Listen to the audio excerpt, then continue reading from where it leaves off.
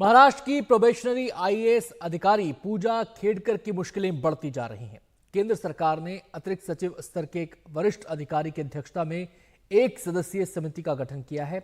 ये कमेटी 2 हफ्ते में अपनी रिपोर्ट सौंपेगी। आरोपों के मुताबिक प्रोबेशन पर रहते हुए ही उन्होंने पुणे जिला कलेक्टर से अलग कार्यालय और स्टाफ की मांग की, वीआईपी नंबर प्लेट वाली ऑफिशियल कार और एक घर की मांग की। जब ये मांग उन्होंने की तब तक तो उन्होंने पुणे में सहायक कलेक्टर के रूप में कार्यभार भी नहीं संभाला था और नियमों के मुताबिक वो इसकी हकदार भी नहीं थी।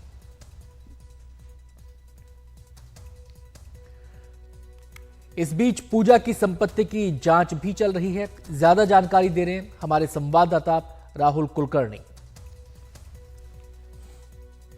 देखिए, आपको तो ये पता ही है कि ये मैंडेटरी रूल है किसी भी आईएएस और आईपीएस ऑफिसर के लिए कि उसके जो पर्सनल संपत्ति के प्रॉपर्टी के डिटेल्स हैं वो केंद्र सरकार को हर साल सबमिट करने होते हैं।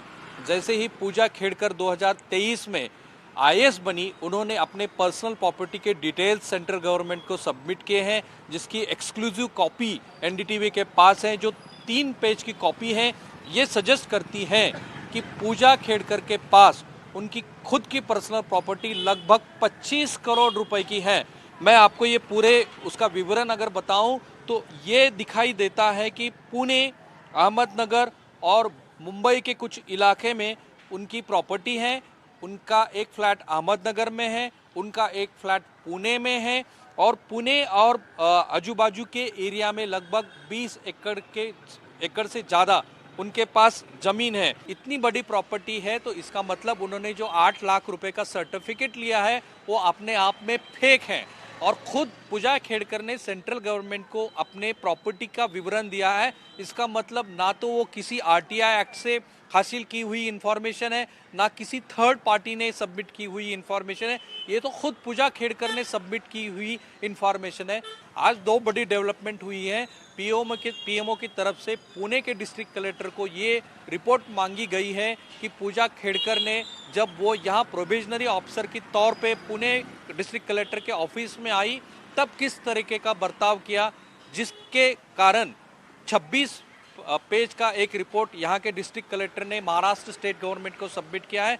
तो पीएमओ ये चाहता है कि उस 26 पेज के रिपोर्ट में पुणे डिस्ट्रिक्ट कलेक्टर ने क्या बातें बताई हैं, किस तरीके से वो अपने प्राइवेट व्हीकल के ऊपर बेकन लगा के घूम रही थी, वो सब तफसील उनसे मांगा गया है। और दूसरी बात, आज पुणे ट्रैफिक पुलिस की तरफ से उनका जो घर है, जो निजी घर है, जिसका भी प्रॉपर्टी वैल्यू आज कई करोड़ रुपए हो सकता है, उस घर में जाने का उन्होंने प्रयास किया। चूंकि उनकी माताजी घर पे अकेली थी और उन्होंने अपना जो गेट है, घर का जो गेट है वो खोला नहीं, उसकी वजह से पुलिस अंदर नहीं जा पाई। लेकिन पुणे पुलिस का ये कहना है कि अगर वो उनकी प्राइवेट गाड़ी के ऊपर रेड बिकन लगा के घूम रही थी तो वो प्राइवेट जो ट्रैफिक रूल्स है उसका वायलेशन है।